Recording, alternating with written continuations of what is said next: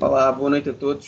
Penso que agora já nos estão aqui a conseguir ver. Boa noite. Boa noite.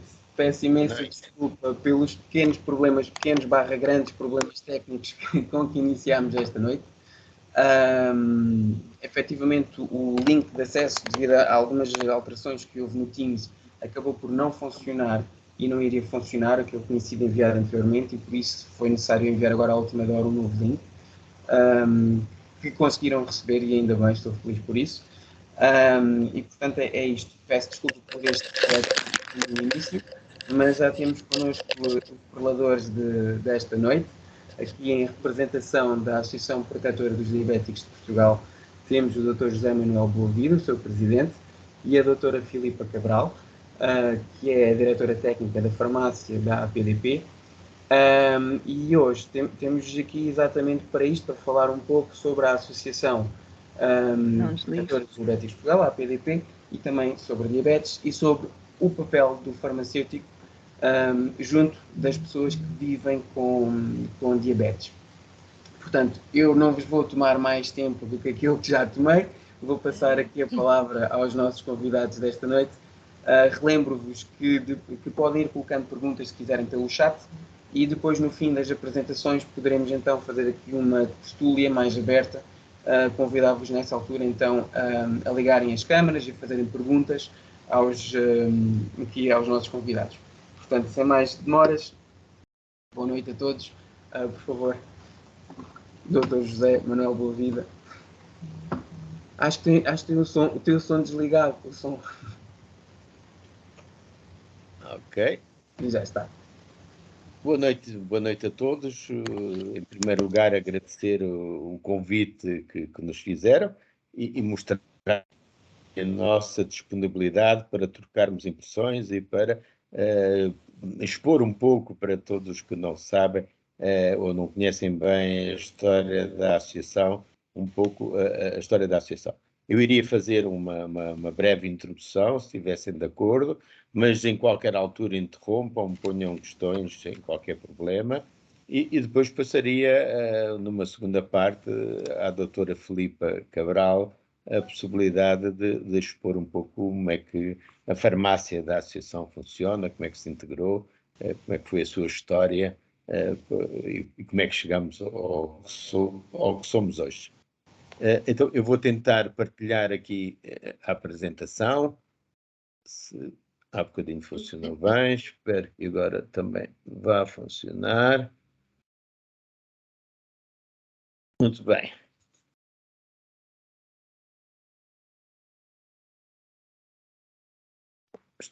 Penso que estarão a ver. A história da associação está muito ligada à própria história da insulina e que fez 100 anos, como sabem, há 2 anos, em 2021, a descoberta da insulina e aquilo que era a história da diabetes até essa altura era esta a imagem, era uma morte em caquexia, em que o único tratamento que existia eram dietas de muito baixo valor calórico, muito baixo valor de hidratos de carbono, que conseguia prolongar a vida destas pessoas alguns meses, ou algumas conseguiam chegar no máximo a 1 ano de sobrevida. E é por isso que quando, em 1921, estes dois médicos fizeram uma grande intervenção nesta cadela, extraindo o pâncreas, conseguindo um concentrado do pâncreas, injetaram e conseguiram mostrar abaixo do valor do açúcar, estava dado um passo que já estava, enfim, pensado por outras equipas, nomeadamente em França, na Alemanha e na própria Roménia, mas foi os Estados Unidos e o Canadá. Eles trabalharam essencialmente no Canadá, mas rapidamente se ligaram aos Estados Unidos, que puseram a capacidade de apresentar ao mundo inteiro um remédio milagroso, aquele que é considerado provavelmente o primeiro grande remédio milagroso que conseguia transformar uma morte inevitável numa sobrevivência, e esta é a primeira criança que é submetida à insulina, que vejam o estado em que a Keksia que estava, um mês depois gordinho e anafadinho, e depois cresceu e veio a falecer na altura, já nos anos 30, de uma pneumonia. Não se esqueçam que os antibióticos ainda não estavam descobertos nesta altura e, portanto, a morte por doenças infecciosas atingia muito as pessoas com diabetes. Como é que nasce a Associação Protetora dos Diabéticos Pobres? Em Boston estava um médico português a estudar, imaginem só, ética, e quando se descobre a insulina, ele diz: tenho que voltar para Portugal com este medicamento. Chegou a Portugal e era muito caro o medicamento, embora a patente da insulina tenha sido vendida simbolicamente por $1, que era a Lilly, que é depois a Novo Nordisk, depois se veio juntar o Anovo, que compraram essa patente e começaram a distribuir, mas quando chegava às pessoas eram extremamente difíceis.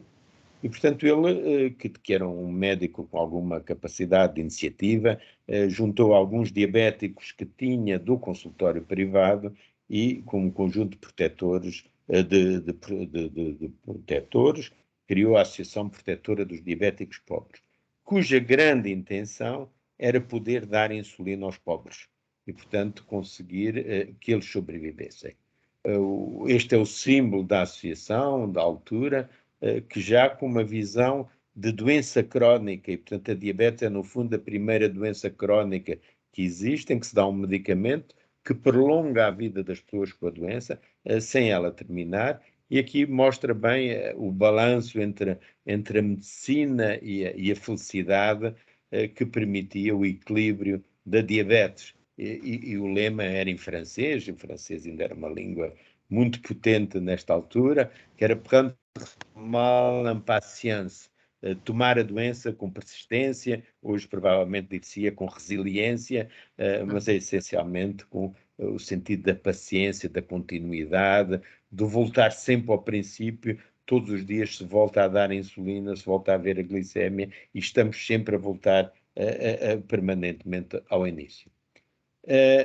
Mas há uma preocupação que ainda hoje penso que está muito viva na história da Associação. Este é um cartaz feito no início da história da Associação, nos anos 30, e em que dizia que esta instituição de iniciativa particular é a única que em Portugal socorre os diabéticos pobres que precisem do uso diário e permanente de insulina, remédio caríssimo, mas absolutamente insubstituível e imprescindível, que lhes permitirá viver e trabalhar como se não fossem doentes.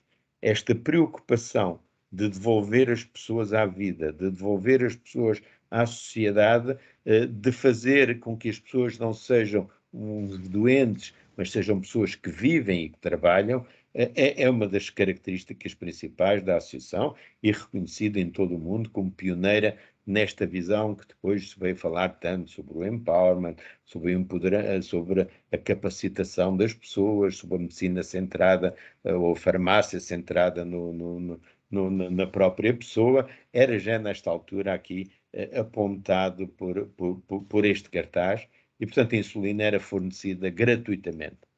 Mas rapidamente se percebeu que não bastava dar insulina. Há uma frase escrita pelo professor Polido Valente e pelo doutor, este homem que estava em Boston, chamava-se Ernesto Roma, e portanto é ele o fundador da associação, e que escreveu com o professor Polido Valente em 1925, portanto um ano antes da criação da associação, esta frase absolutamente fantástica: mais do que em qualquer outra doença, o médico será aqui educador. E poderemos, em vez de dizer médico, hoje poderemos pôr enfermeiro, farmacêutico, poderemos pôr qualquer profissional de saúde. A sua função é menos tratar o doente do que ensiná-lo a tratar-se ele próprio. Isto é uma revolução clara no modo de ver e de centrar na pessoa e, portanto, e entender que mesmo pessoas que eram pobres, elas conseguiam explicar e perceber o sentido do tratamento e como utilizar o tratamento. É evidente que nesta altura se discutiu se era possível pormos pessoas que não sabiam ler nem escrever, com uma, enfim, hoje como se diz, com uma literacia extremamente baixa, a cuidarem de si próprios e a injetarem-se com uma droga, com um fármaco que poderia ser inclusivamente mortal. Esta dar de poder de entregar a seringa ao doente foi muito discutida na altura. Hoje também teríamos a ordem dos médicos, a ordem dos farmacêuticos, a ordem dos enfermeiros, todos levantariam questões sobre a legitimidade de pormos pessoas a injetarem-se com um medicamento destes, mas o que é verdade foi graças à coragem destes médicos que as pessoas ganharam a sua liberdade e não criámos, enfim, espaços onde as pessoas teriam que ser juntas, hospícios, internamentos, onde teríamos que meter as pessoas com diabetes para poderem ser tratadas e não lhes permitir integrarem-se na sua vida. Mas, como estava a dizer, rapidamente se percebeu que era mais importante, ou tão importante como dar insulina, era a educação. E aqui têm, então, o Dr. Ernesto Roma, percebendo a importância da educação, criou os profissionais de saúde necessários, naquela altura, para a educação. Aqui tem um exemplo de uma dietista. É evidente que não era nenhum curso de dietética, nem de nutrição, eram pessoas que ele próprio formava e que davam aulas sobre, aqui estão a ver, pesar batatas e, portanto, o rigor do contagem de hidratos de carbono que já aqui havia. Aqui uma criança a compor a sua própria refeição e, portanto, a aprender a trabalhar. Aqui tem uma figura do Dr. Ernesto Roma, com um quadro preto, a dar uma explicação na sala de espera da associação, propondo, enfim, explicar-se aquilo que as pessoas necessitavam, quer do ponto de vista alimentar, quer da atividade física, quer do tratamento. Não havia comprimidos nesta altura para o tratamento da diabetes, não havia a noção da hipertensão, enfim, da complexidade que é hoje a diabetes. Na altura era pura e simplesmente educar as pessoas a gerir a sua insulina e a gerir a alimentação. Havia um compromisso de honra que todos os funcionários da associação tinham, que às tantas diz aqui, penso que me conseguirão ver, juro dedicar-me aos doentes e cuidar deles como gostaria que de mim tratassem se nas mesmas condições me encontrassem. Portanto, havia uma grande humildade no tratamento destas pessoas e que caracterizou muito o funcionamento da associação. A associação é a associação de pessoas com diabetes e de profissionais de saúde ligados à diabetes mais antiga do mundo. Os ingleses são 7 anos mais novos, os americanos são 24 anos mais novos, e este é o Boletim de Diabetes, é a primeira revista de diabetes do mundo, portanto, feita em 1931, já com a ideia de expandir mais o funcionamento da associação e de mostrar a associação. Portanto, quando queremos, resumidamente, dizer quais são os marcos na história da diabetes em Portugal, a primeira grande foi a criação da associação. Em 1929 temos educação estruturada e temos equipas multidisciplinares. O Dr. Roma criou os primeiros podologistas, criou um laboratório próprio na associação. Mais tarde veio a criar uma farmácia com o apoio da Santa Casa da Misericórdia e, portanto, durante anos a associação viveu, os médicos enviavam, qualquer pessoa enviava uma pessoa com diabetes à associação, desde que fosse pobre, que tinha que levar um atestado da junta de freguesia ou da Casa do Povo, mostrando a sua incapacidade de ter dinheiro para comprar insulina. A insulina era-lhe dada e era-lhe enviada por correio. Imaginem só as condições em que se trabalhava na altura, era feita a educação e a seguir a insulina era enviada pelo correio para a casa das pessoas. As pessoas tinham que devolver as embalagens de insulina para depois poderem receber novas doses de insulina. Só em 1973 é que a associação dá um passo muito importante, que foi quando, já da crise do regime de Salazar, na altura já do governo de Marcelo Caetano, há um terceiro plano de fomento e de desenvolvimento em que o ministro da altura, que era o ministro da Saúde da altura, que era o Baltazar Rebelo de Sousa, pai do atual Presidente da República, permitiu à associação mudar de nome. E então a associação passou da Associação Protetora dos Diabéticos Pobres à Associação Protetora dos Diabéticos de Portugal. Há quem diga que não havia grande diferença entre os pobres e Portugal, mas aquilo que permitiu foi que todas as pessoas pudessem começar a vir à associação e, portanto, bastava terem diabetes e serem recebidos pela associação. Nesta altura, por exemplo, em que a tuberculose ainda era uma doença muito prevalente, em qualquer hospital central que existisse, uma pessoa com tuberculose e diabetes era imediatamente enviada para a associação para iniciar a insulina. Só depois do 25 de Abril veio com participação da insulina, pelo ministro Maldonado Gonelha, e quem escreveu o despacho foi a doutora Maria de Belém, que era assessora desse ministro e que mais tarde foi ministra da Saúde. As comparticipações das tiras de glicémia e das seringas só vêm em 1998, portanto, quase no ano 2000. E, portanto, até essa altura, a comparticipação era um sistema burocrático extremamente pesado, em que as pessoas pagavam e depois iam pedir aos centros de saúde o reembolso e chegavam a ter dezenas de pontos de réis de dívida. Na altura se chamava a moeda portuguesa, o escudo, e, portanto, 1000 escudos eram um conto, portanto, a dificuldade. Em 1999 há aqui um outro marco, que é o início de rastreio junto da população, que também é extremamente importante neste marco da situação. A explosão da diabetes dá-se exatamente nestes últimos anos do século XX, portanto, é nessa altura que começam a preparar as condições para uma campanhas nacionais e campanhas internacionais.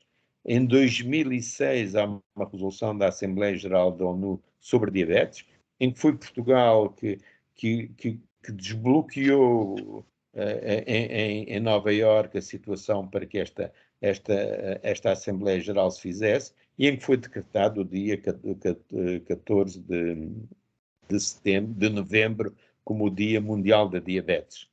É nessa altura, e portanto muito na base desta resolução da ONU, que cresce o Programa Nacional de Prevenção e Controlo da Diabetes, que nasce o Observatório Nacional da Diabetes em 2009, muito baseado no primeiro estudo da prevalência da diabetes em Portugal.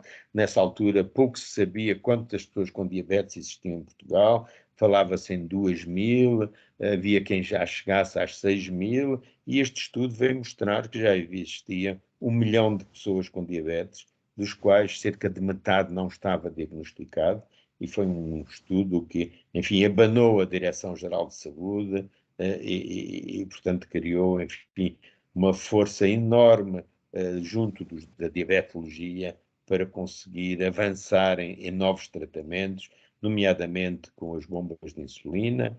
Em 2010 criam-se grandes reuniões com a Sociedade de Diabetologia, a APDP e associações de diabéticos por todo o país.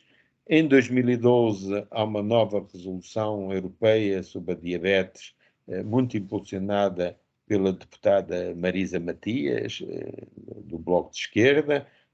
Em 2013, pela primeira vez, se criam unidades de coordenação entre os cuidados primários e os cuidados hospitalares, aquilo que muitas vezes os farmacêuticos se queixam da dificuldade de relações com os médicos, também existiam entre os médicos e os enfermeiros. Portanto, os médicos dos hospitais não conheciam os colegas dos cuidados primários, e estas unidades coordenadoras colocaram-nos a discutirem uns com os outros quais eram as melhores formas de encaminhar e de resolver os problemas locais em cada local da diabetes. E, portanto, foi aí que a Gulbenkian desenvolveu um programa de intervenção na prevenção da diabetes, que se chamou Portugal Sem Diabetes, mas que não teve continuidade por falta de financiamento e de interesse do próprio Ministério da Saúde. E, portanto, aqui começa um pouco o esmorecimento de toda esta movimentação em 2016, mas ainda em 2017 assistimos à monitorização contínua da glicose e agora em 2022 assistimos, que não está aqui, ao aparecimento das bombas de insulina. E, portanto, aquilo que eu queria aqui salientar é que a complexidade da diabetes está que quem vive com a diabetes são as próprias pessoas que têm a diabetes. E quando os profissionais de saúde julgam que têm um poder muito grande sobre as pessoas, basta pensarem, como sabem, este círculo azul é o símbolo da diabetes, aprovado por aquela resolução das Nações Unidas. A linha fina que vemos aqui a branco representa menos de 0,03% do tempo que uma pessoa com diabetes passa efetivamente com um profissional de saúde no espaço de um ano. E, portanto, eles estão praticamente ausentes do controle dos profissionais de saúde e, portanto, daí a importância da confiança, da educação e de sabermos que temos que ter uma postura perante estas pessoas de apoio. Era isto que eu queria aqui mostrar para lançar um pouco o debate e, portanto, colocarmos um pouco na como é que nós vemos e como é que a associação, ao longo da sua história, viu a diabetes, as pessoas com diabetes, e depois poderemos, enfim, se quiserem, desenvolver mais o que é a associação hoje em dia. Muito obrigado. Acho que para mim, foi extremamente educativo. É uma associação com uma história grande e muito interessante. E tudo o que está relacionado com a insulina e a sua descoberta é extremamente interessante também. Sei que a associação neste momento tem mais de 15 mil associados. Apenas queria perguntar, tendo em conta que iniciaram muito com o apoio na insulina, ou seja, diabetes tipo 1, mas neste momento acabam por agregar também as pessoas com os outros tipos de diabetes, tipo 2, gestacional, insípida, etc. Também é isso? É verdade, e portanto hoje temos cerca de 60% das pessoas que têm tipo 2, diabetes tipo 2 e 40% diabetes tipo 1. E a diabetes estacional andamos sempre em fase em que as maternidades assumem o controle e têm endocrinologistas que querem fazer o acompanhamento. Quando isso funciona, as grávidas são acompanhadas lá. Mas hoje em dia, com a monitorização contínua e com as bombas de insulina, que as grávidas, a maior parte das vezes, principalmente as grávidas com diabetes tipo 1, têm, normalmente poderão de futuro começar a ser seguidas na própria associação. Portanto, há aqui um movimento de vai e vem, mas deixe-me dizer-lhe uma coisa, é que quem é sócio da associação são as pessoas que querem apoiar a associação. E, portanto, aqui posso convidar todos os presentes a serem sócios da associação, porque é para apoiar. Quem é visto e servido pela associação, quem é apoiado, depois vai às consultas e aos tratamentos na associação, são as pessoas que vêm ou através do Serviço Nacional de Saúde, e, portanto, nesse caso, vêm através do médico de família que as envia. Normalmente são diabetes complexas, com complicações já, com dificuldades, umas vezes para início de insulina, outras vezes a fazer grandes doses de insulina e com grande dificuldade em compensar essa situação. E, portanto, vêm ou por esse sistema, pelo médico de família, ou então vêm pelos subsistemas. Se tiverem ADSE, se estiverem seguros, podem vir diretamente e pelo e-mail ou pelo site marcar a consulta. Podem também vir particularmente, e temos nomeadamente com estrangeiros, tudo isso, temos pessoas que nos procuram, angolanos, muitos vêm à associação. Portanto, o número de pessoas que é atingido todos os anos pela associação chega aos 50 mil. Os 15 mil são os associados, como disse, com as cotas em dia, senão já foram muito mais pessoas que foram associados, uns que infelizmente morreram, outros que deixaram por razões várias de ser associados. Há aqui também um pequeno pormenor, já agora, a associação hoje está só centrada em Lisboa, infelizmente, mas já teve uma filial no Porto e uma filial em Coimbra, e que fecharam no fim da Segunda Grande Guerra, dificuldades económicas. E, portanto, a associação tem andado sempre, é uma instituição que andou sempre até hoje a sobreviver. Andamos sempre a dar volta à cabeça como é que havemos de encontrar meios de sobrevivência. Por exemplo, agora temos um contrato com o Estado de prestação de cuidados que tem há 5 anos o mesmo preço e que é um contrato que nos dá prejuízo. Temos que encontrar outras formas de ir buscar meios para, quer através de investigação, quer através de donativos, quer através da campanha do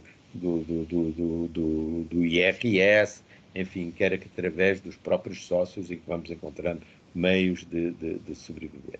A associação, então, deixe-me dizer-lhe, hoje tem cerca de 150 profissionais.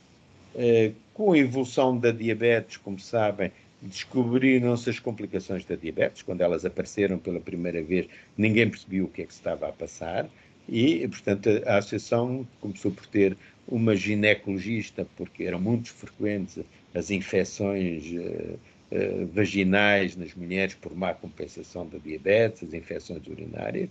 Depois, a seguir, teve um dentista.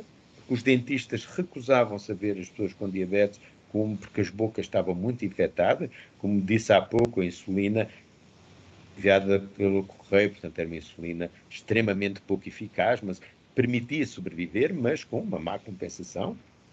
Depois a seguir teve um cardiologista, depois a seguir teve oftalmologistas, depois a seguir teve nefrologistas, depois teve um psiquiatra, e hoje é uma clínica de cuidados integrados que tem todas as especialidades dirigidas só para a diabetes. Contrariamente a um hospital que tem todas as especialidades, mas cada especialidade tem a sua própria vida própria e a sua própria dinâmica, aqui a dinâmica das especialidades é sempre a mesma, que é servir as pessoas que vêm com diabetes e as necessidades delas. E, portanto, é nesse sentido que hoje somos uma clínica que somos visitados por gente de todo o mundo, para percebermos esta integração de cuidados.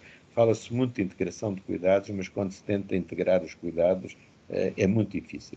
Este modelo de clínica, ainda a semana passada estive na Dinamarca a visitar uma clínica semelhante a esta da associação, mas que tem muito menos valências do que a associação. Só há 3 clínicas deste tipo, que é a Clínica Jocelyn em Boston, o Steno Hospital em Copenhaga e nós.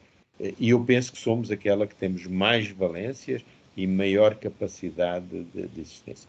Não sei se é bom, se é mau este factor, se é um pouco desenvolvimento de outras áreas dentro do país. Sei que é aquilo que temos e que, enfim, temos alguma satisfação das pessoas que nos procuram e algum nome.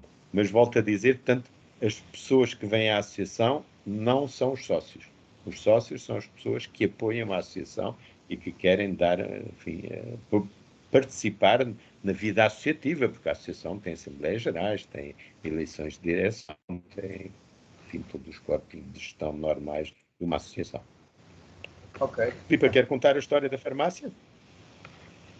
Eu acho que sim. Eu acho que eu ia exatamente fazer isso, passar a bola à Filipe e fazer-lhe aqui a pergunta. Como é que é a história da farmácia da APDP, porque é uma farmácia dentro da associação, não é? Portanto, exatamente. Acaba por ser aqui um bocado diferente de uma farmácia comunitária e para já a clientela, chamemos-lhe assim, também é diferente e temos aqui interesse também a saber isso. Portanto, Filipe, por favor. Claro. Então, a história da farmácia da APDP. A farmácia, como ela existe hoje, tem 12 anos. Mas, como o Dr. Boavida explicava, ao longo da vida, da história de vida da associação, foram existindo várias farmácias, algumas protótipos, digamos, de farmácias sociais, logo de início, quando a insulina era dada e enviada para casa. Mais tarde, nos anos 40, em cooperação com a Santa Casa da Misericórdia, também havia uma farmácia que distribuía gratuitamente os medicamentos a quem lá ia. E pronto, depois entretanto, por volta dos anos 70, com a comparticipação dos medicamentos, esta farmácia também deixou de existir. E finalmente, em 2010, no final de 2010, após alguns anos de lutas, após ultrapassar alguns obstáculos, foi fundada a farmácia da APDP como ela existe hoje. É uma farmácia social privativa, é uma farmácia de atendimento ao público, não deixa de ser uma farmácia chamada comunitária, mas reservada a sócios e utentes da associação. Portanto, não temos porta para a rua, não temos montras, não temos publicidade, não divulgamos os nossos serviços, digamos que na comunidade, está muito virada para os nossos utentes e é especializada, podemos dizer, não só pela formação das pessoas que lá trabalham, mas pelo o tipo de produtos que mais temos e em quantidades e em diversidade, mais dedicados ao tratamento da diabetes. Portanto, os dispositivos médicos, as insulinas, embora tenha medicamentos de todo o tipo, pronto, mais especializada nestas. É uma farmácia que atende atualmente cerca de 150 pessoas por dia e está inserida na estrutura da APDP, portanto, integra os seus serviços como parte da equipa multidisciplinar, que é assim que funcionamos na APDP. E, portanto, logo à partida, como falava o Dr. Boavida, é um obstáculo que para nós está facilitado, pelo menos, para não dizer que não existe, é a comunicação com os restantes elementos da equipa médica. Seja o médico, o enfermeiro, o nutricionista, enfim, as diferentes valências, como já falou o Dr. Boavida. A farmácia complementa, no fundo, tudo isto, a farmácia da APDP. O que é que eu tenho mais a falar sobre esta farmácia? Esta é uma farmácia como as outras, pronto, uma farmácia especializada que se destaca exatamente no tipo de produtos que tem, no serviço que é prestado. Ok. E naquela questão de, pronto, já aqui disseram, não há muita intervenção na comunidade para fora, digamos assim, não é? Portanto, é mais com os vossos utentes, portanto, aquelas questões de rastreios e acompanhamentos acaba por também não ser um papel que vocês tenham na farmácia, como farmacêuticos. Não na farmácia, mas sim na APDP na comunidade. E nesse aspecto a farmácia, estando integrada na APDP, participa sempre que possível. Mas Sim. os rastreios acontecem, existe muita formação para fora, a profissionais de saúde e a pessoas com diabetes, familiares, acompanhantes, é assim que se diz. E, portanto, nesse aspecto, muito interventivos na comunidade, não a farmácia em si. Ou pelo menos não só na farmácia, não é no espaço da farmácia que isso se passa. É na comunidade em geral, promovida pela APDP. Ok. E na questão... Sim, doutor, por favor, diga. Há 4 áreas fundamentais na atividade da associação: a atividade social e associativa, a luta pelos direitos das pessoas com diabetes, com participações, acesso aos diferentes tratamentos. Há depois a clínica que temos estado a descrever. Depois temos uma outra área que é a área da educação e da formação, e aí temos cursos próprios, que já fizemos múltiplos cursos para farmacêuticos também, mas temos cursos para nutricionistas, cursos para pais, cursos para pessoas com diabetes tipo 2, cursos para pessoas de diabetes tipo 1, cursos de nutrição, cursos de tratamento do pé. Já tivemos, numa altura que estávamos economicamente melhor, um edifício que era uma escola da diabetes, em que chegavam a funcionar ao mesmo tempo 3 e 4 cursos, mas que não era uma altura que a comunidade europeia apoiava muito a formação em Portugal. Essa formação desapareceu, esses fundos desapareceram, depois 2 a 3 anos, ainda com a indústria farmacêutica, conseguimos manter a escola viva e agora voltámos um pouco à forma antiga, em que temos alguns destes cursos, e portanto estão publicados no site da Associação, quais são os cursos de introdução, desde a introdução, cursos de insulinoterapia para profissionais de saúde, enfim, tudo isso existe, e podem se inscrever diretamente no site ou por e-mail para a Associação. E depois há uma outra vertente, que é uma vertente de investigação, onde temos uma parte de investigação na comunidade, e, portanto, queríamos criar novas formas de intervenção na diabetes. Por exemplo, temos uma forma que ainda esta sexta-feira vai ser em Proença Nova, a Casa da Diabetes, que são espaços onde a associação, os seus profissionais de saúde vão uma vez por mês fazer uma aula de 1h30, 2 horas de educação a grupos de 20 a 30 pessoas com diabetes. Este fim de semana vai ser em Proença Nova, sob o pé diabético, e, portanto, já fizemos em várias outras zonas, em Cascais, aqui em Lisboa, muito em parcerias com as autarquias, portanto, ultrapassando um pouco aqui a barreira habitual do centro de saúde e tentando puxar o centro de saúde para fora, colaborando com ele e procurando que ele venha ter com a autarquia e encontrarmos um espaço fora.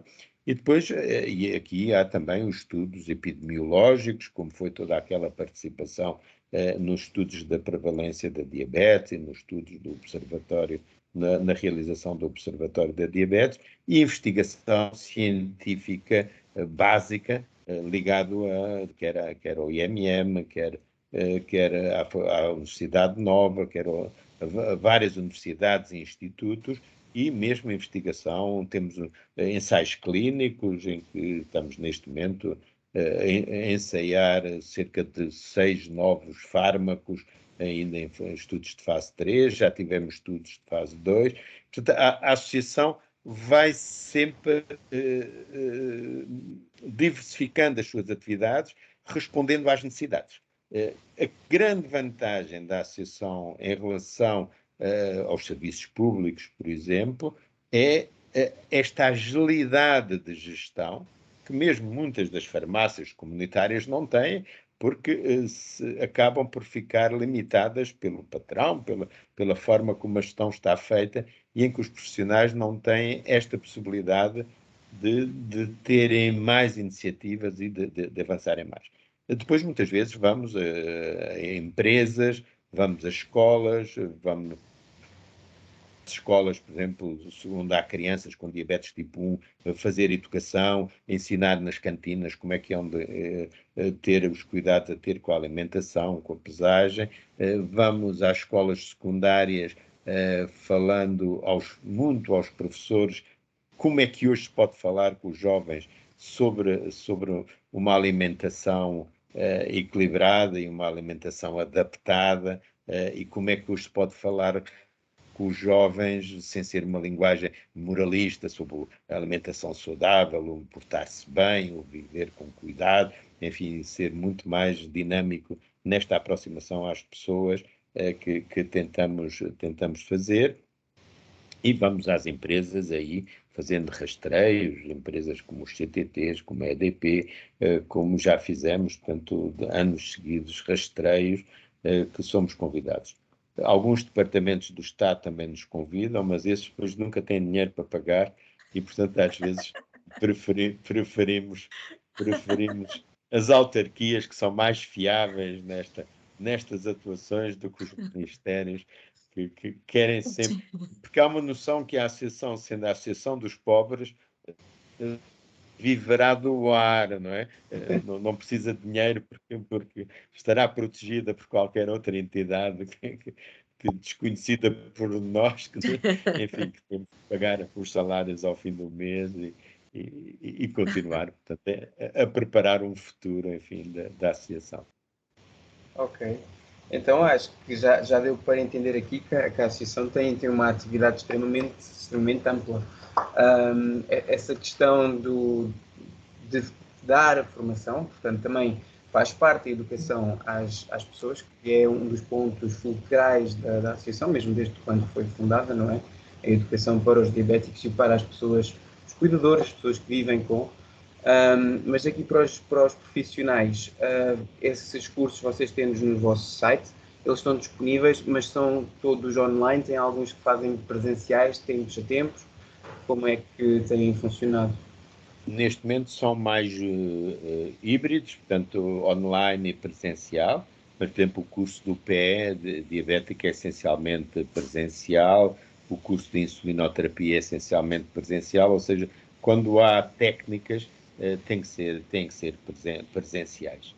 Cursos mais teóricos ou mais teórico-práticos, enfim, esses são feitos online ultimamente, mas obviamente que também uma das capacidades da associação é poder fazer as coisas conforme o modelo que combinarmos. Estes são os cursos que nós temos permanentemente, mas se existir qualquer proposta de formação específica, nós estamos abertos a encontrar a solução mais adaptada àquilo que procuram, procuram que a gente faça.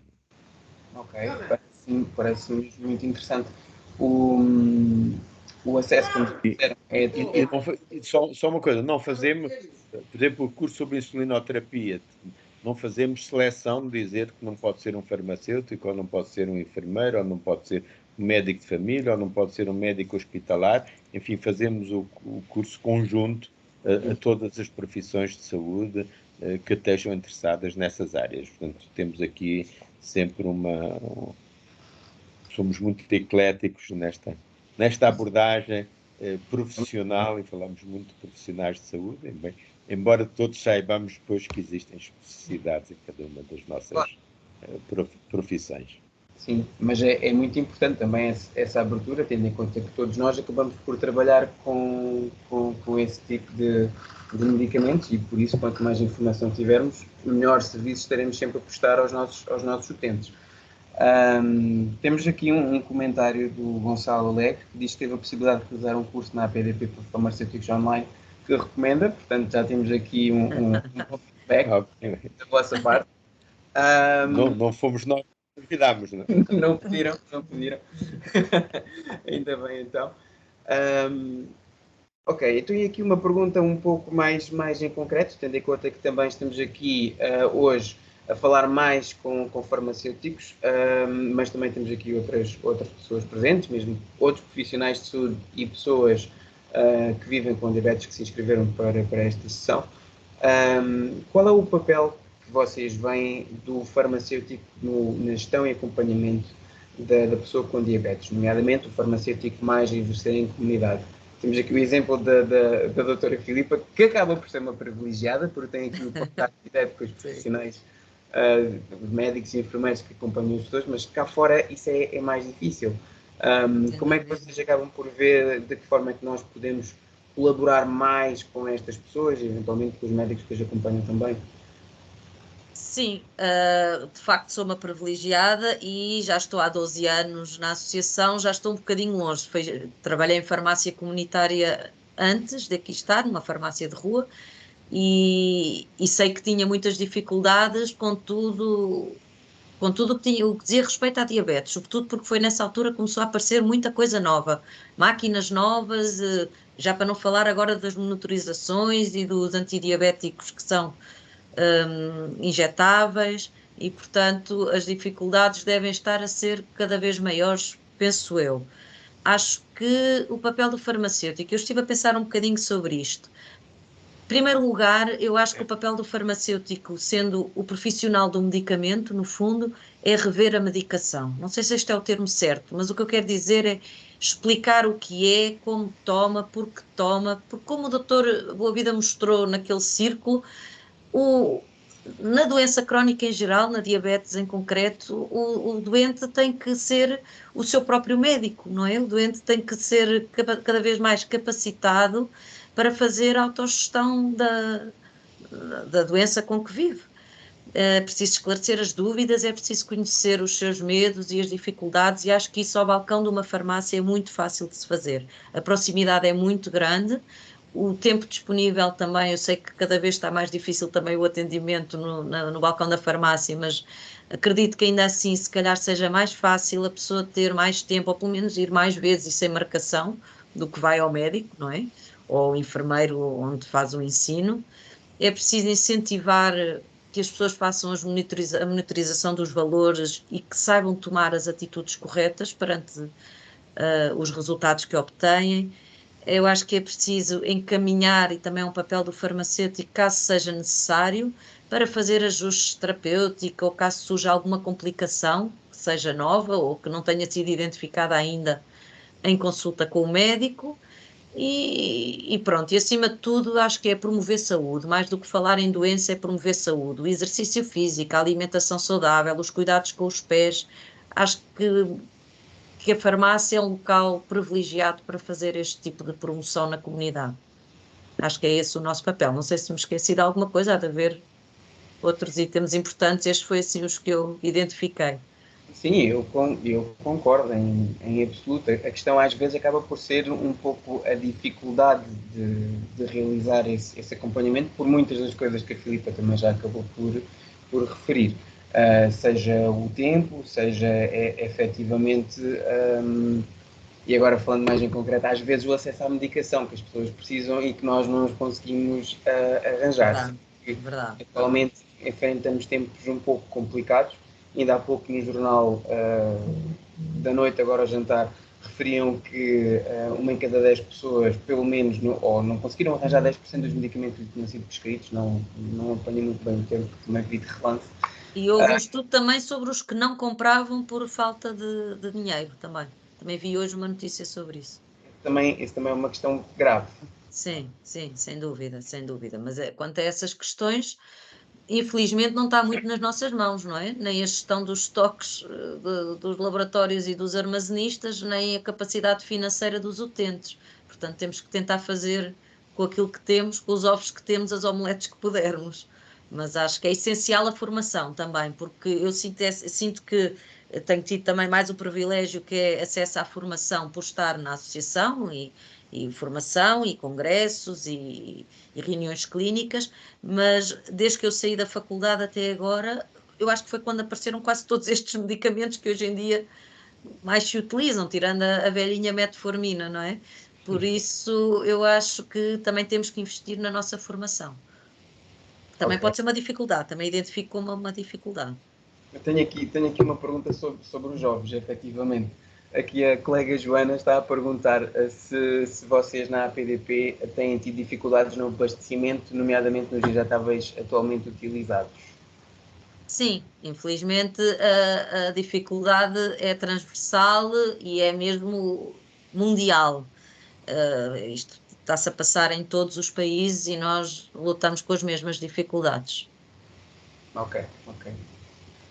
Aquilo que temos feito é racionamento e como é uma população que pode vir várias vezes e, portanto, somos capazes de racionar o número de embalagens que dá a cada pessoa para tentar diminuir o impacto e mais pessoas poderem ter acesso. Pois, porque... e qual é que é a vossa opinião agora, mais em concretamente, ainda continuando nesta questão? Acho que toda a gente já percebeu que estamos a falar aqui de alguns medicamentos específicos que são para o tratamento de diabetes tipo 2, mas que estão a ser muito utilizados também para a perda de peso, porque efetivamente têm efeitos e já têm autorização nesse sentido. No entanto, estão a ser utilizados de uma forma quase abusiva, chamemos-lhe assim. Vocês, no vosso caso, provavelmente, não sei se notarão tanto como nós nas farmácias cá fora, mas têm noção disso. O que é que os transgêneros dá? É evidente que na associação não temos tido esse problema, mas aparecem também pessoas na associação e que há procura também de ir comprar lá, fazendo sócio e, portanto, tendo direito a acesso à farmácia, também aparecem. Nós temos tido uma posição de que a responsabilidade tem que ser do governo em gerir esta situação e que não somos nós que temos que fazer juízo de quem são as pessoas mais necessitadas, ou estarmos a tomar o partido entre uma pessoa com um excesso de peso, com obesidade grave e uma pessoa com diabetes. Não podemos definir qual destas situações é, do ponto de vista de saúde, mais grave, e sabendo uma coisa, que se nós lutamos contra a diabetes, lutamos contra a obesidade, porque é a principal a mãe da própria diabetes e, portanto, se quisermos ter políticas de prevenção, esta situação deve ser resolvida. Obviamente que a utilização da comparticipação que existe para as pessoas com diabetes para as pessoas com obesidade é que é já um problema mais discutível e, portanto, não o acesso. E hoje, felizmente, já se pode passar a receitas sem comparticipação e, portanto, estamos muito mais à vontade nesse sentido, já não estamos... e também vai aparecendo cada vez mais disponibilidade destes fármacos nas farmácias. E, portanto, aquilo que temos dito é que deve haver uma comparticipação especial para a obesidade e que deve ser incentivado uma negociação com o laboratório para que os preços, dado, enfim, um mercado tão grande que isto representa e os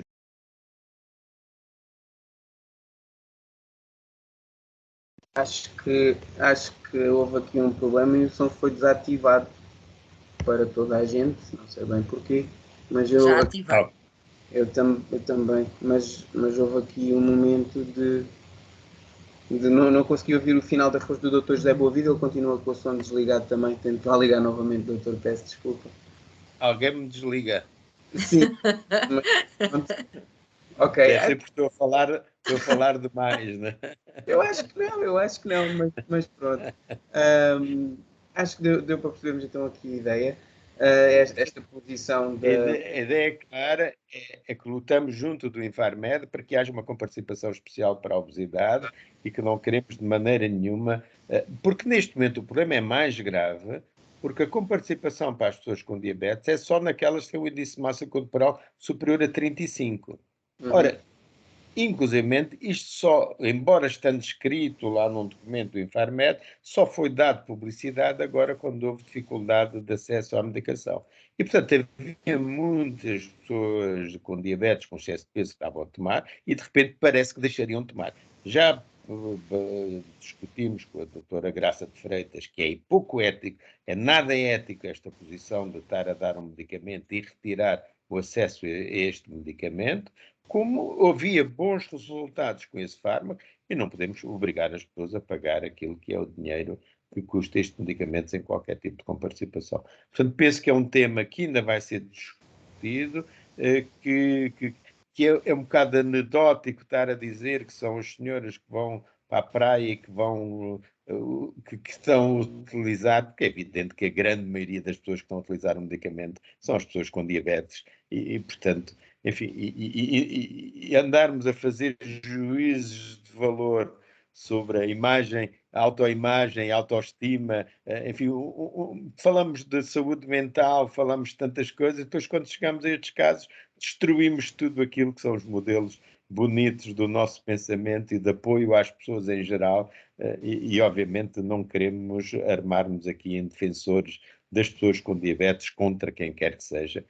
Queremos claramente salvaguardar que todas as pessoas terão direito àquilo que as possa ajudar a serem mais felizes e com melhor bem-estar. Ok. Vou passar aqui a palavra ao colega Luís Furtado, que já tem aqui o braço levantado há alguns minutos para fazer aqui uma pergunta. Luís, quando quiseres. Olá, boa noite. Não sei se estão a ouvir Boa bem. noite. Estamos. Okay. Queria, antes de mais, só saudar aqui o Dr. Boavida e aqui a colega Filipa, os convidados aqui desta sessão. E vou já direto aqui a uma pergunta que tem a ver aqui com os novos dispositivos de medição da glicémia, pronto, os sensores, que estão agora aqui a modernizar, digamos assim, a este campo da medição e uma inovação bastante interessante. A primeira pergunta é se na associação tem algum tipo já de dados ou de estudo no que refere à eficácia e ao controlo através destes dispositivos. Pronto, ou se tem feedback nesse aspecto. Pronto. O segundo, logo nesta sequência, a segunda pergunta tem a ver com a questão também a nível dos associados diabéticos, quais os feedbacks também que têm tido a nível do acesso a este tipo de dispositivos, uma vez que isto, sendo frontal, nós na farmácia comunitária muitas vezes temos alguns problemas no abastecimento do fornecedor, do único fornecedor que ainda existe em Portugal deste tipo de solução, a nível de queixas, de impactos que isso tem tido também a nível do doente diabético. Pronto, eram estes dois pontos que queria aqui questionar para saber aqui alguns pormenores sobre isso. Obrigado, então. Não sei se quer dizer alguma coisa, Filipe. Então, responda assim à primeira pergunta. Eu não sei. Primeira. Não tenho conhecimento dos dados.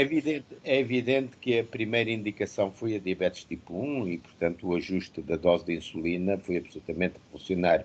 Diminuiu-se, francamente, a dose de insulina, melhorou-se a compensação em mais de 1% de descida da hemoglobina A1C, e este estudo que nós fizemos em Portugal é corroborado em estudos internacionais por todo lado. E, portanto, hoje não há qualquer dúvida que estes dispositivos de monitorização contínua, mesmo que nós temos, que é flash ainda, portanto, ainda só faz retratos, não é? Mas que já permite o acompanhamento das 24 horas, se for feito de 8 em 8 horas uma leitura, conseguimos ver bem. Eu penso que é extremamente importante. Na associação tivemos temos várias vantagens, como temos dito, e uma delas foi podermos pôr um sensor a todos os profissionais para perceberem as potencialidades que existem no conhecimento de si próprios. E fui ver, nomeadamente nutricionistas, ao comerem maçãs, perceberem que a sua glicémia disparava de uma maneira absolutamente impressionante. Ou seja, nós aprendemos imenso sobre a variabilidade da glicémia ao longo do dia e com os diferentes tipos de alimentos que não tínhamos sequer a noção disso. E isso foi passado para as pessoas. Ou seja, para além de ajudar muito a ajustar a dose de insulina, permitiu às pessoas uma forma de educação prática, que é perceberem o efeito do exercício físico, da alimentação, do stress nas suas glicémias. E por isso as pessoas utilizam uma parte das vezes, em média, 12, 14 leituras, mas temos pessoas que fazem 20 leituras. Eu, quando o utilizei, fiz 20 leituras por dia e ficava absolutamente, enfim, admirado com o que se aprendia com isso. O que quer dizer com isto, e chega aqui uma outra fase, é que muitas pessoas com tipo 2 deveriam, do ponto de vista de educação, e quando aparece a sua diabetes, deveriam ter um período de utilização destes sensores.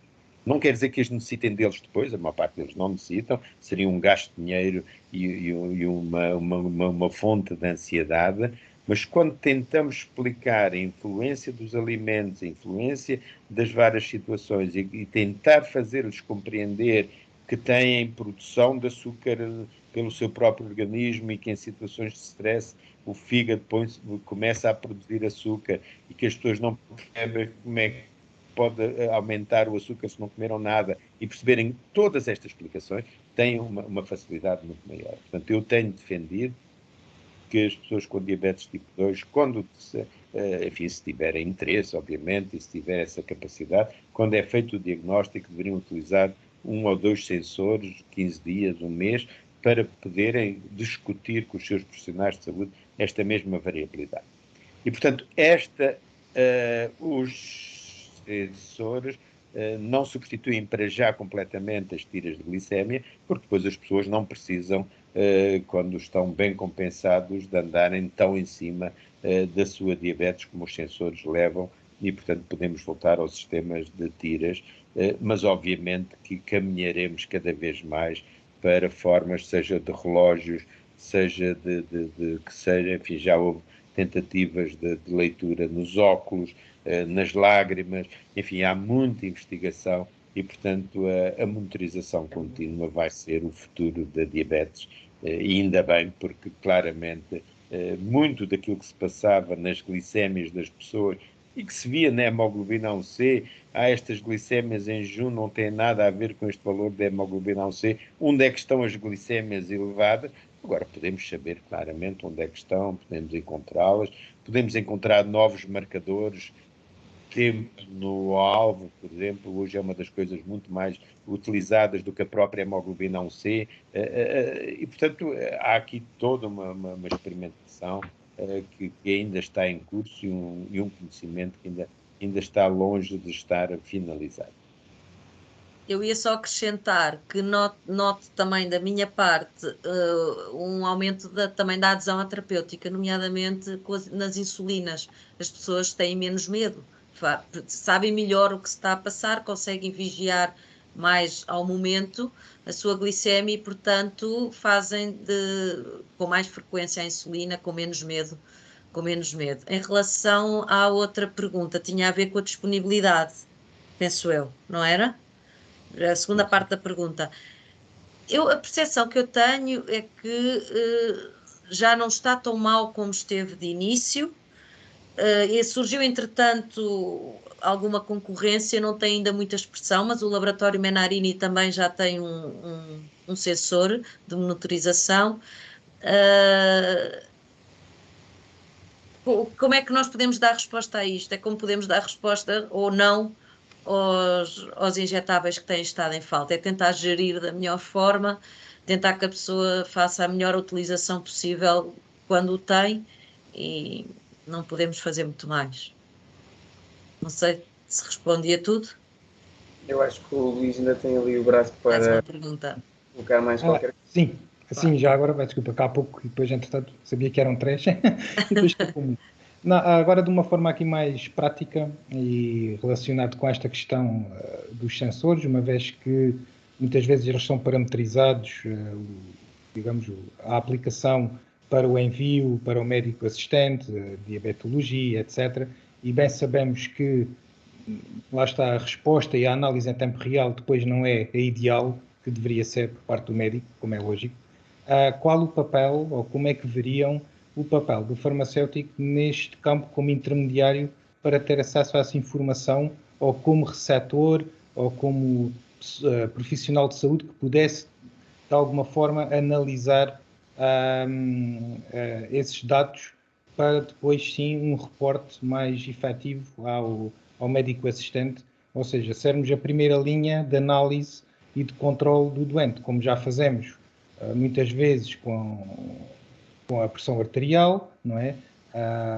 E com outros parâmetros que medimos na farmácia, mas aqui nesta forma, com uns dados tão rigorosos e tão concretos que já são disponibilizados, como é que nós, ou se veriam o futuro, ou isto com bons olhos, nós, farmacêuticos, termos aqui um papel mais ativo na gestão do doente diabético. Isso está essencialmente dependente da relação que têm com as pessoas que procuram e da confiança que aí ganham. Obviamente que com a proximidade que têm podem ver esses dados. O envio automático dos dados, se pensarmos nisso, é um volume tão grande de dados que necessitaríamos de profissionais unicamente dedicados a estar a vê-los. Portanto, eu penso que isso é utópico, pensarmos que isso vai alguma vez acontecer.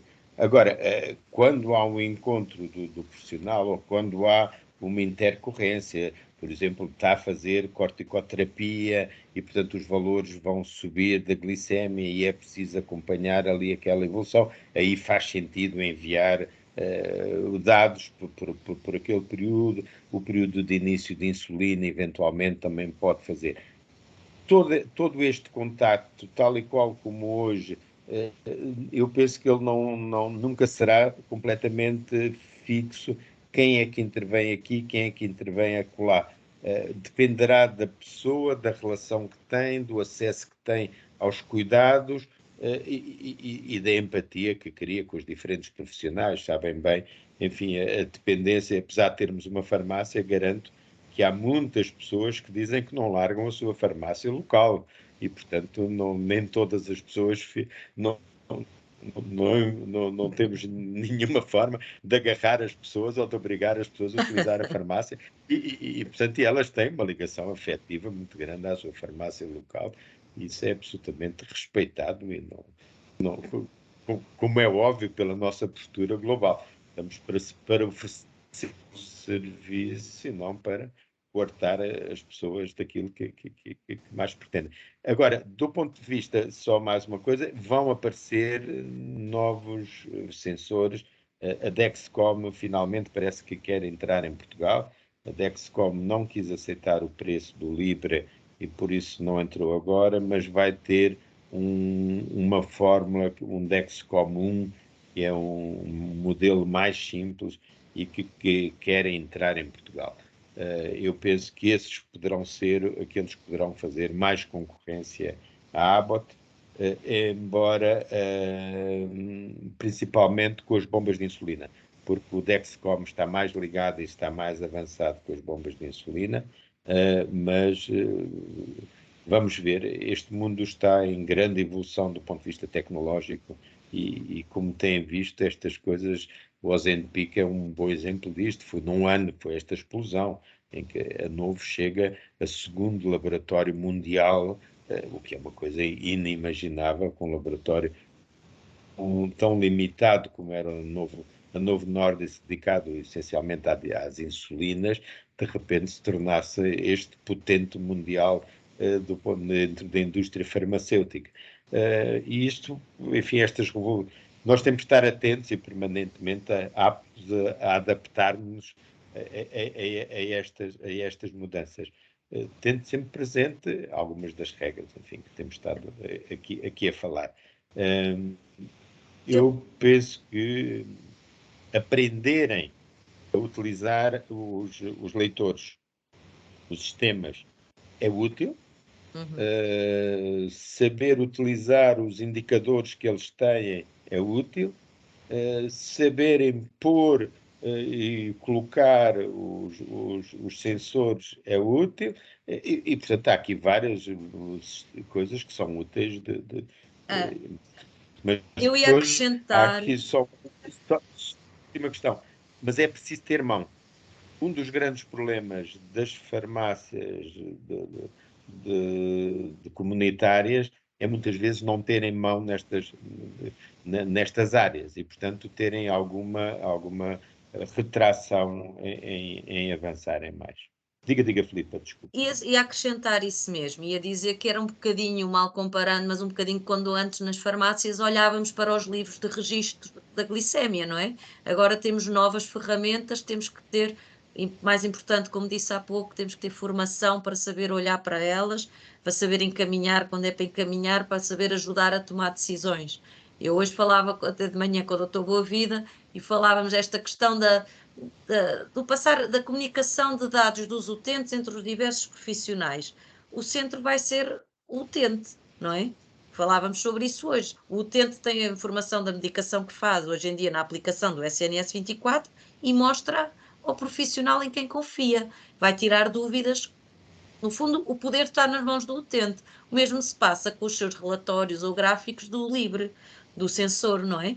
Se para ele é mais fácil passar na farmácia da rua, falar com o farmacêutico em quem confia e tirar algumas dúvidas, é ótimo que o farmacêutico esteja capacitado também para o poder ajudar ou para reencaminhar no caso de sentir que não está à vontade para fazer. Mas acho que é o utente que vai gerir de acordo com as suas relações de confiança, com as suas possibilidades, também às vezes não pode querer marcar com o médico e não conseguir, e vai ter que ser gerido assim entre os diferentes profissionais, enquanto não houver, de facto, uma comunicação mais eficaz entre todos os profissionais de saúde. Exatamente. E essa questão do livro, ela continua a ser atual, porque claro. Recentemente eu continuo a receber pessoas na farmácia que me pedem para olhar para os valores e dizer o que é que devem fazer. Exatamente. Só a dose de insulina que estão a fazer. Exatamente. Ainda acontece. Eu queria aproveitar aqui que também estamos a falar das bombas de insulina e da inovação na administração dos medicamentos. Há uns tempos atrás falava-se muito de novas formas de administração de insulina que entretanto, não funcionaram. por exemplo, a administração através de sprays, inalação nasal, falou-se também em comprimidos. Agora estamos mais focados nesta questão das bombas de insulina. Como é que está a ser o desenvolvimento nesta área da administração deste tipo de medicamentos? A insulina pulmonar, a insulina inalada, nós participámos num ensaio e era extremamente eficaz porque atuava como uma insulina rápida, de ação muito rápida. E, portanto, as pessoas gostavam, mas houve uns casos de cancro do pulmão nos Estados Unidos e houve algum receio. Neste momento existe nos Estados Unidos porque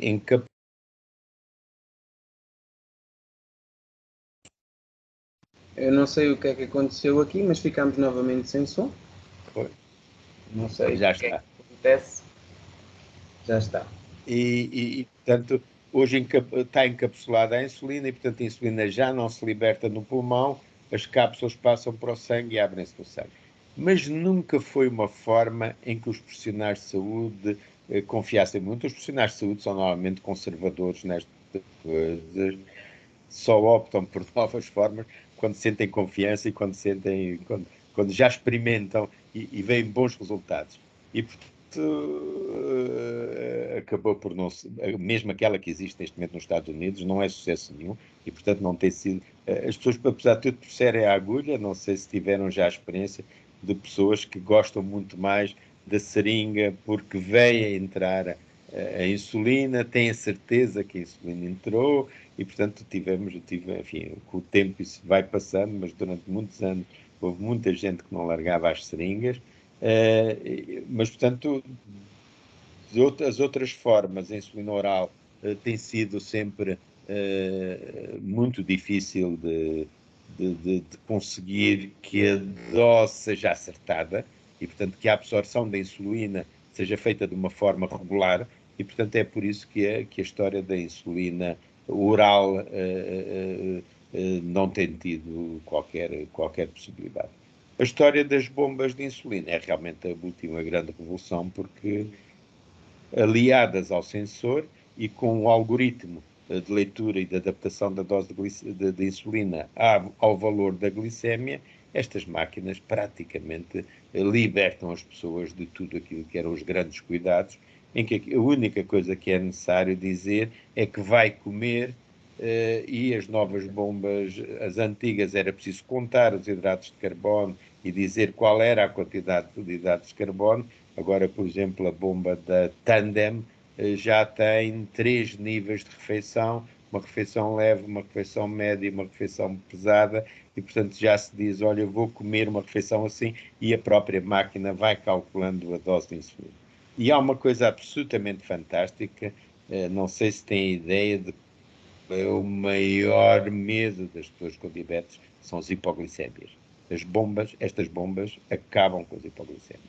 Isto dá uma confiança enorme às pessoas, e confiança nas crianças, dá confiança aos pais, aos avós. Finalmente as crianças começam a ir passar fins de semana com os amigos, a sair de casa. Enfim, isto tem sido uma revolução enorme e as velhas bombas, em princípio, vão desaparecer porque vão ser completamente ultrapassadas. Ainda agora, todas as bombas de substituição das bombas que chegaram ao fim do prazo já vão ser bombas automáticas, bombas inteligentes, híbridas, como lhe queiram chamar. Os outros sistemas mais que neste momento na diabetes tipo 1 é onde é mais fácil a gente aproximar-nos de alguma coisa que tenha a ver com quase a cura. A diabetes tipo 1 vai ter outro processo revolucionário do ponto de vista terapêutico, que é a imunoterapia.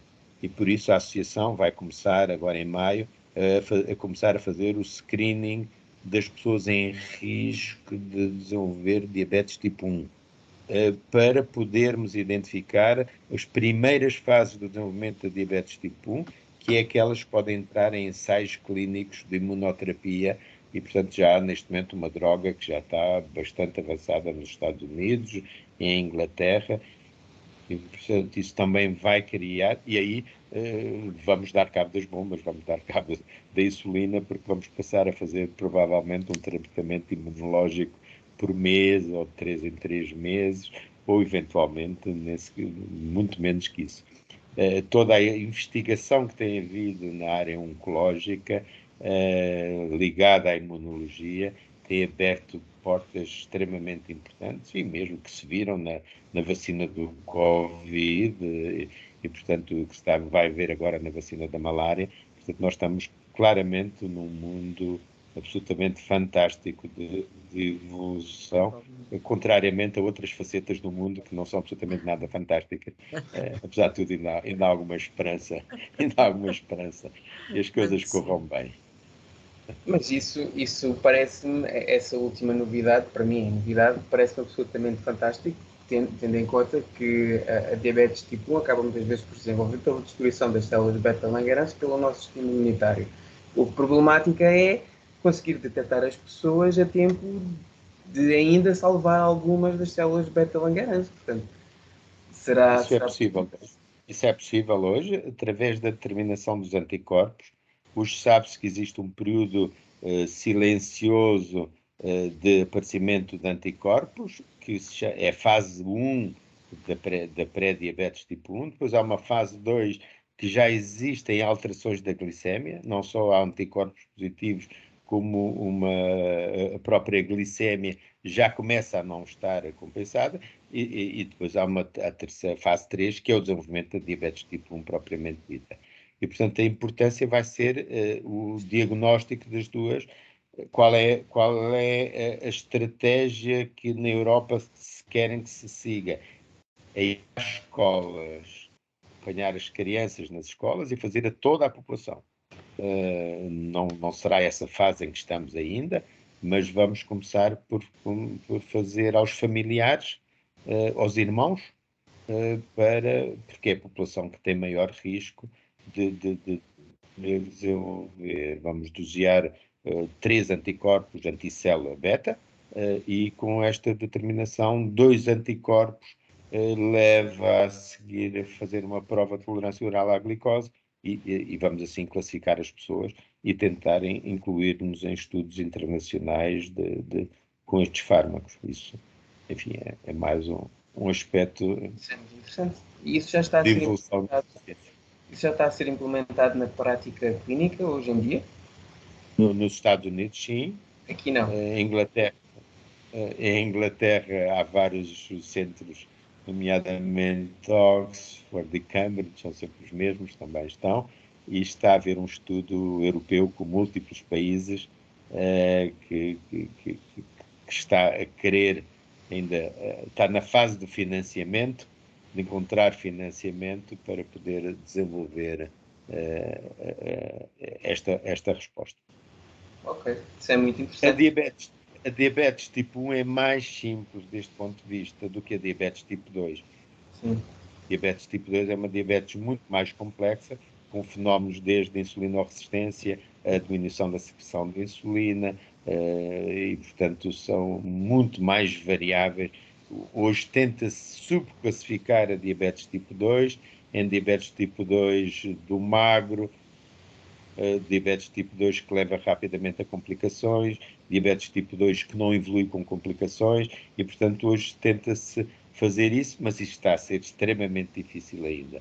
Portanto, o conhecimento da diabetes tipo 2 é muito mais parcelar e mais limitado do que o da diabetes tipo 1, cujo mecanismo, como dizia, é muito preciso e, portanto, é mais fácil identificar o inimigo. Não? Okay. Acho que todos ganhamos imenso aqui com esta introdução de inovação aqui. Eu, pelo menos, ganhei, de certeza absoluta. Vou passar aqui mais perguntas que já temos aqui. Um ponto que também é muito sensível aos farmacêuticos é exatamente a gestão dos resíduos, tanto das insulinas como das fitas, todo o material de monitorização. Portanto, aqui a nossa colega Manuela Jesus pergunta como é que a associação sugere que os farmacêuticos ou as farmácias lidem com a gestão de resíduos feitos pelos doentes diabéticos. O que percebemos é que milhares de lancetas, tiras e agulhas que acabam no lixo doméstico. Penso que os farmacêuticos, em parceria com a associação, poderiam avançar com um projeto para resolver este problema da saúde real. Em tempos, houve um projeto Agulhão. O que pensam deste assunto? Continua, não continua? Obrigado. Ainda existe o Projeto Agulhão. O Projeto Agulhão é da Associação de Farmácias de Portugal, a qual a farmácia da APDP pertence, e colabora desde a primeira hora. Ainda somos parceiros do projeto e hoje em dia, agora o Dr. Boavida explicará melhor, mas estão a ser feitos esforços, contactos com associações ambientalistas também, com a indústria farmacêutica, porque realmente é uma preocupação nossa também, e o Dr. Boavida pode explicar melhor que eu. A grande problema é quem é que é a entidade oficial que tomará a posição. Será a Direção-Geral de Saúde, achava que era ela, e a Associação do Ambiente, como é que chama? A Secretaria de Estado do Ambiente? Não, é o IA. APA. Sim, o Associação ambiente. Portuguesa do Ambiente. Não é a associação, porque é o mecanismo, É o mecanismo oficial. Pensa que são eles. Só que depois não têm meios para o fazer, não se decidem e, portanto, burocraticamente empurram. Querem todos ficar com a bola, mas depois ninguém sabe jogar a bola. Aquilo que a associação tem feito é uma grande pressão junto do Ministério da Saúde, dizendo que, tal e qual que muitas outras situações, a indústria que é a mãe destes produtos, que os vende, poderia ter uma pequeníssima taxa que encontraria meios de financiar a sua distribuição. A Apifarma comprometeu-se a apresentar uma solução.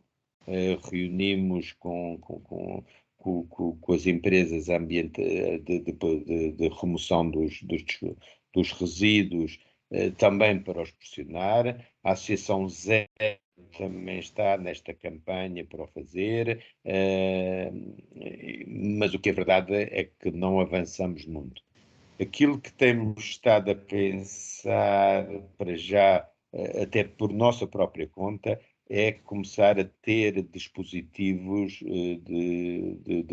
para os cortantes, contentores, mini contentores, que são relativamente baratos e que se podem vender às pessoas e trazer os mini contentores e depois meter no agulhão. Eu penso que se começarmos com experiências destas, obviamente que conseguiremos ter mais força para depois alguém vir recolher os cortantes, porque são os cortantes que nos põem maior problema. Os outros, apesar de tudo, consegue-se que é a valor médio, não é? Filipa? Sim, em relação aos medicamentos, mas não em relação às lancetas, por exemplo, aos contaminados biológicos. Exato, esses continuam a não ter solução. E as palhetas e tudo isso. Sim. E agora vamos ter os sensores, vamos ter os catéteres das bombas, vamos ter todo esse material e que não vemos ninguém a responder àquilo que são a pressão que fazemos e que muitas farmácias sabemos que fazem. Sei que a ANF já se ofereceu a discutir isto, mas portanto, é sempre o problema do dinheiro, quem é que paga e portanto, tem que haver aqui uma organização com a Apifarma em que a indústria pudesse, não penso que sairia muito caro à indústria pagar isto, e penso que faria todo o sentido que fossem eles a contribuir para isto, para este pagamento. Mas é um problema realmente grave de uma sociedade que não é capaz de tomar uma medida de resolução disto e continuamos a lançar milhares de contaminados no lixo público. Ok. E quanto, agora porque referiu isso agora mesmo, os catéteres das bombas infusoras será resíduo doméstico? As pessoas mudam o catéter em casa? Muda um em casa. catéter em casa. Mudam de 3 em 3 dias. Ok. Não, eu Três não em três. não tenho experiência com as bombas infusoras, por isso não sei. Daí a minha pergunta honesta. Mudam os catéteres 3 em 3 dias e, portanto, ficam com um fiozinho e Ah, com uma agulha na ponta. E onde é que o vão meter? No lixo? Não. pois. Então é mais um agravante. É. Entretanto, temos aqui uma pergunta da Helena. Helena Oliveira, por favor, se quiser ligar a câmara e o microfone para colocar a sua pergunta. Boa noite. Não era apenas uma pergunta, era mais um testemunho. Eu sou farmacêutica, trabalho em farmácia comunitária. Achava que estava a fazer um bom trabalho, até que fui diagnosticada com diabetes e percebi o quanto os meus utentes se sentem perdidos, abandonados, com dificuldade de acesso a cuidados especializados, porque se eu que tenho algum conhecimento científico e que tenho seguro de saúde, dei por mim hoje à tarde a pedinchar uma teleconsulta num hospital privado da minha terra natal, porque onde vivo tenho 4 meses de espera por um endocrinologista. Como é que se sentirão os meus utentes que não têm o conhecimento que eu tenho, nem têm o seguro de saúde e que se calhar chegam à farmácia, perguntam e eu também não lhes sei responder.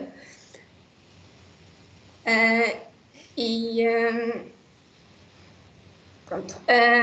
E também agora aqui uma parte já mais pessoal, ou ainda mais, digamos assim. Teoricamente isto será uma diabetes de origem autoimune, ainda assintomática, já com glicemia descontrolada, mas com peptídeo C ainda detectável, com insulina ainda teoricamente normal. Teoricamente estarei prestes a começar a iniciar a insulina basal, mas olhei para essa questão que levantaram da terapia imunológica como ali uma esperança de se calhar não me agarrar já à insulina. Não sei se faz sentido ou não. Neste momento não está acessível em Portugal. Pois. E, portanto, só contactando algum centro, Oxford, Cambridge, e tentando perceber. Não alimentaria uma grande esperança numa resolução imediata, mas alimenta uma esperança para o futuro, que se neste momento a terapêutica é nesta fase inicial, o que hoje se sabe é que apesar das células desaparecerem, há capacidade de refazer as células a partir dos ductos pancreáticos. E, portanto, é possível recuperar pessoas com diabetes já com muitos anos no futuro. E ainda temos uma outra via de investigação, que é do transplante das células beta, que também, enfim, nos Estados Unidos tem uma investigação bastante grande. Portanto, cara doutora, percebo bem a sua angústia. Do ponto de vista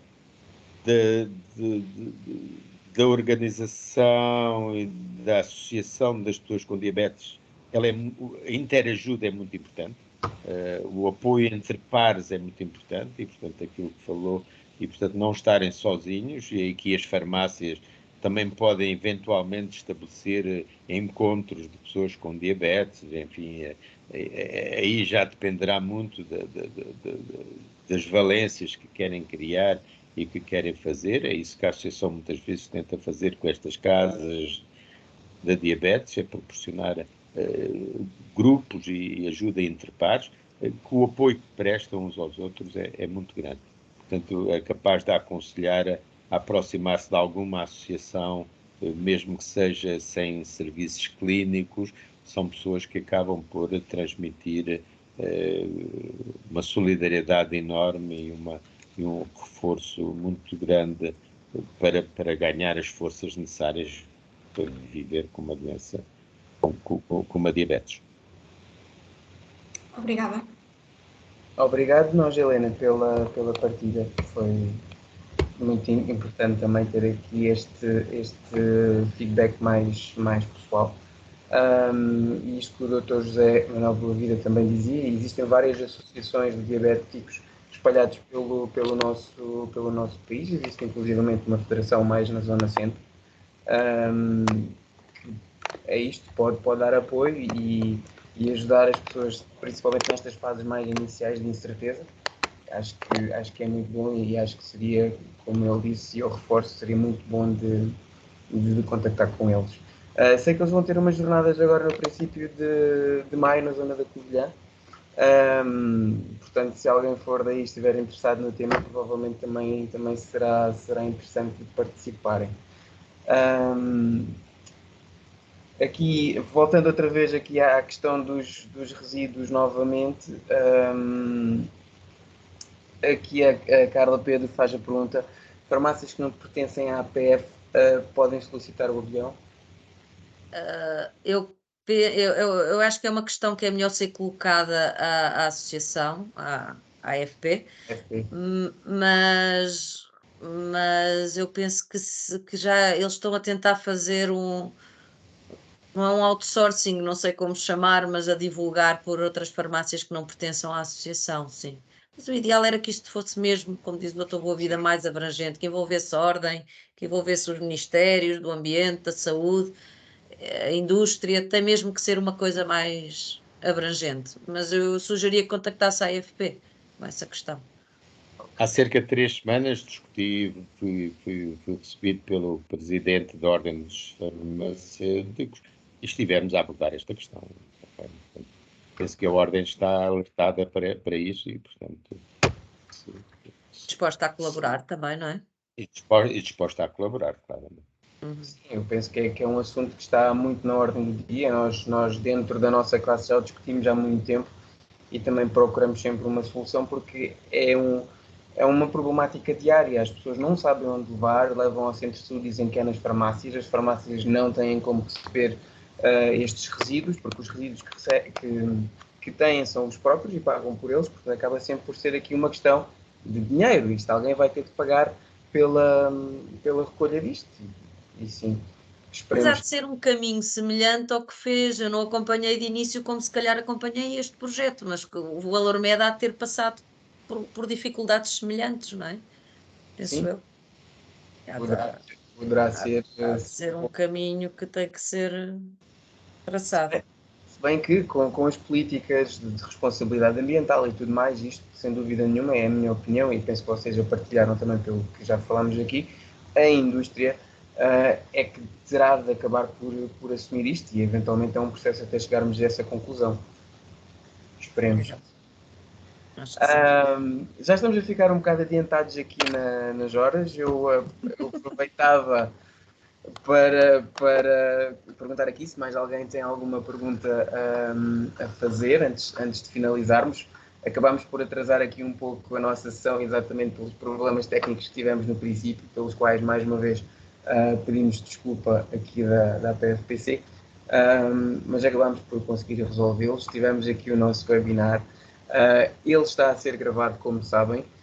Nós vamos partilhá-lo através da nossa página do YouTube para que ele fique disponível para que toda a gente depois consiga assistir, se assim quiser, e receber aqui estes contributos magníficos que tivemos estes dois oradores esta noite. Nomeadamente estas questões da inovação e tudo mais, foi muito interessante. Não sei se mais alguém tem alguma questão. Eu aproveito somente também, antes de dar aqui a palavra aos nossos oradores para também finalizarem aqui, aproveito para vos anunciar, já que vocês estão cá, que já temos mais uma sessão agendada das conversas com as associações de doentes. Vai ser o farmacêutico e o doente com psoríase, com a PSO Portugal, e vai ser no dia 2 de maio, às 9h30. Portanto, nós vamos começar a fazer a divulgação um pouco depois, amanhã ou depois. Portanto, se estiverem interessados, já sabem, prestem atenção às nossas redes, nós vamos divulgar isto. Como mais ninguém se chegou à frente para fazer mais perguntas, eu aproveitava para dar a palavra aqui aos nossos convidados para eles fazerem aqui um repto final, se quiserem, sobre esta conversa que tivemos, antes de encerrar definitivamente. Por favor. Sim, agradecer o convite mais uma vez, mostrar a disponibilidade para o que pudermos ajudar. tem os nossos contactos na página da APDP, se precisarem de mais alguma coisa. Em relação, só respondendo à colega que partilhou o seu testemunho há pouco, é reforçar o capacitar-nos, temos que conseguir ajudar mais nas farmácias, ajudar mais no balcão, e para isso a formação é essencial. Não podemos saber tudo sobre todas as doenças minuciosamente, mas acho que temos um papel muito importante junto da comunidade pela proximidade que temos. Obrigado. Obrigada. Também é muito simples, agradecer, enfim, o convite e a disponibilidade que tiveram para nos ouvir. Se há um repto que eu posso fazer é que continuamos a assistir às pessoas não saberem para que servem os medicamentos que tomam. E isso era a função mais simples que eu gostaria, enfim. Quando foi do guia da pessoa com diabetes, eu insisti muito e discuti muito com a professora Paula Martins, que a grande função primeira era essa. Para que serve isto? Como é que se toma isto? Como é que isto se chama? E continuarmos a não ter isso. Depois tudo o resto, abre-se um montão de intervenções possíveis, desde a educação ao acompanhamento, que são absolutamente integráveis na complexidade de uma doença como é a diabetes. Se pensarem que a diabetes hoje tem 9 ou 10 fármacos para utilizar, que se podem combinar todos, percebemos bem como é uma doença em que estamos muito longe de simplificá-la, estamos ainda muito a complexificá-la e, portanto, somos todos muito importantes e os farmacêuticos têm aqui um papel muito relevante. Boa noite e muito obrigado. Muito obrigado pela vossa participação e muito obrigado a todos que estiveram a ouvir-nos aqui. Obrigada. Até à próxima, foi um gosto. Muito obrigada, igualmente. Obrigado mais. Boa noite. Boa noite. Boa noite.